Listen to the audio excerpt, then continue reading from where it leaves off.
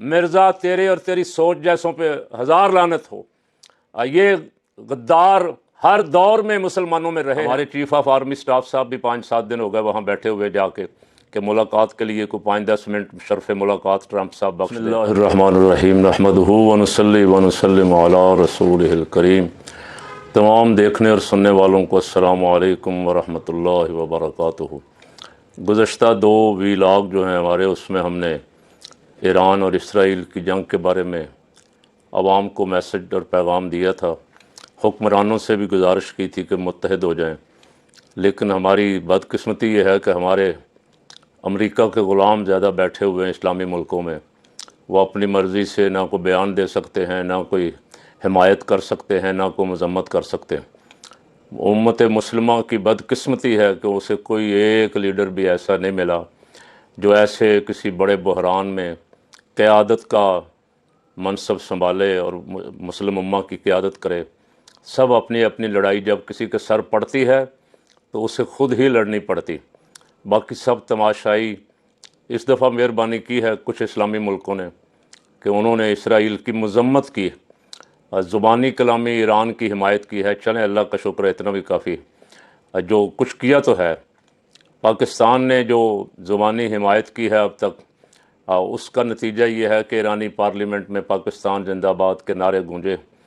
اس سے قبل انڈیا اور ایران کے کافی آپس میں قربت تھی، اور میں نے ایک دفعہ موقع ملا تھا 84 میں جب امام خمینی موجود تھے، تو اس وقت میں نے وہاں اپنی گفتگو میں بھی وہاں تھا، اپنی گفتگو میں نے کہا تھا کہ آپ مسلم امہ کی اتحاد امت کی بات کرتے ہیں، وحدت امت کی بات کرتے ہیں، لیکن آپ کے زیادہ تعلقات پاکستان کی بجائے انڈیا سے ہیں، اور انڈیا ہمارا دشمن ہے، وحدت امت کیسے ہوگی؟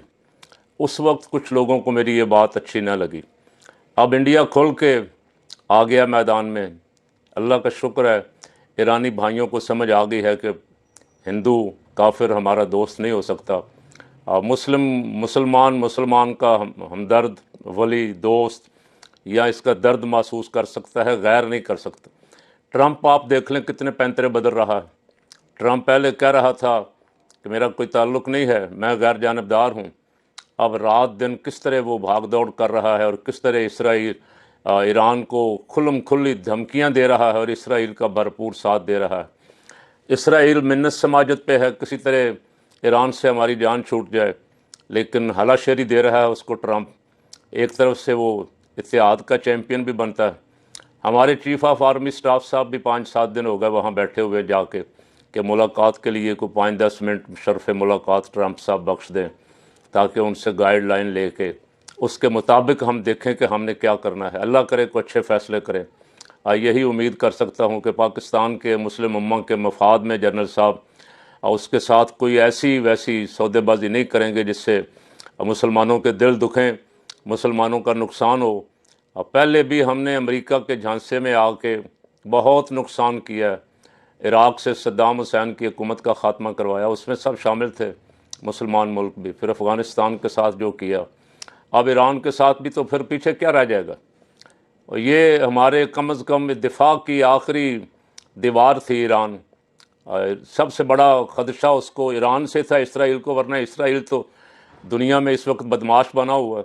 ایک طرف سے امریکہ کی ایران کے ساتھ اتحاد کے مذاکرات چل رہے تھے، ایٹمی پروگرام کے معاملات مذاکرات کی میز پہ طے ہو رہے تھے، اور اسرائیل نے مذاکرات کے چھٹے دور سے 2 دن پہلے ایران پہ کھلی جارحیت کا مظاہرہ کیا، حملہ کر دیا، ان کے جرنیلوں کو شہید کیا۔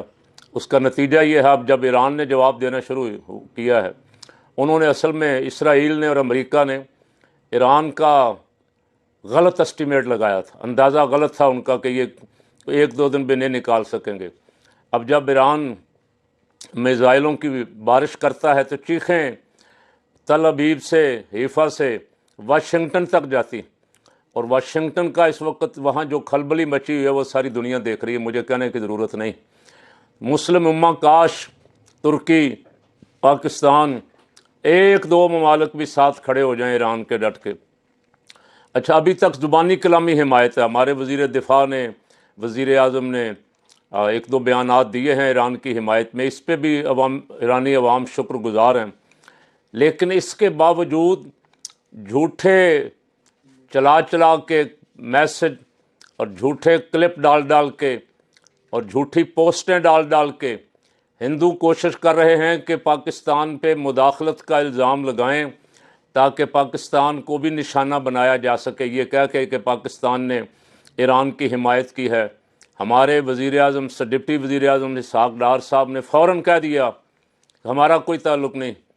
کاش وہ یہ کہتے، ہمارے ڈپٹی وزیر اعظم صاحب یہ کہتے کہ ایرانی ہمارے بھائی ہیں، ہم بالکل دل و جان سے ان کے ساتھ ہیں، لیکن انہوں نے فوراً اس ٹویٹ کی ڈر کے مارے مذمت کر دی کہ ہمارا کوئی تعلق ہی نہیں ہے۔ بہرحال اسرائیل اور انڈیا دونوں کوشش کر رہے ہیں کہ ملبہ کسی نہ کسی طرح پاکستان پہ بھی ڈالا جائے اور پاکستان کو بھی گھسیٹا جائے اس میں۔ یہاں سرکاری ملا جو ہیں اسرائیل کے حق میں بولنا شروع ہو گئے، جو بٹھائے ہوئے ہیں کرائے کے گھوڑے، وہ ان میں ایک مرزا جیلمی، بلکہ جسے میں تو مرزا جہنمی کہتا ہوں، وہ بدبخت کل کہہ رہا تھا کہ اسرائیل کے آئرن ڈوم جو ہیں وہ مسلمانوں کے لیے بھی اللہ کی رحمت ہیں، اسرائیل میں مسلمان بھی بستے ہیں، اگر وہ اسرائیلی یہودیوں کا دفاع کر رہے ہیں تو مسلمانوں کا بھی دفاع کر رہے ہیں۔ مرزا تیرے اور تیری سوچ جیسوں پہ ہزار لعنت ہو، یہ غدار ہر دور میں مسلمانوں میں رہے ہیں، ابھی تو تھوڑے بولے ہیں، کئی اور بول پڑیں گے، کئی اور اسرائیل کے حامی بن کے کھڑے ہو جائیں گے، اور وہ کھڑے اسی وقت ہوتے ہیں جب ان کو کوئی اشارہ ملتا ہے۔ ٹاؤٹ ہیں، آپ کو پتہ ہے کس کے ٹاؤٹ ہیں یہ، کہاں سے ان کو اشارہ ہوتا ہے، یہ کیا کرتے ہیں۔ ایسوں پہ بھی نظر رکھیں اور ایسوں کو پہچان لیں کہ ایسے حالات میں ان کے چہروں سے نقاب اترتے ہیں اور ان کی منافقت کھل کے سامنے آ جاتی ہے۔ اسلام کے ٹھیکیدار بنے ہوئے تھے، اسلام کے مامے بنے ہوئے تھے، اسلام پہ بلا نازل ہو، دشمن حملہ آور ہو، اور منافق مسلمانوں کے ساتھ پھر کھڑا نہیں ہو سکتا۔ منافق اپنے ساتھیوں کو لے کے واپس نکل جائے گا یا کافروں کی فوج کے ساتھ جا کے مل جائے گا۔ وہ آپ دیکھ رہے ہیں اس مرزا جیلمی کو۔ اللہ تعالیٰ پاکستان کی، ایران کی امہ کی حفاظت فرمائے اور ہماری قیادت کو غیرت نصیب فرمائے اور ڈٹ کے اپنے مسلمان بھائیوں کا ساتھ دینے کی توفیق عطا فرمائے۔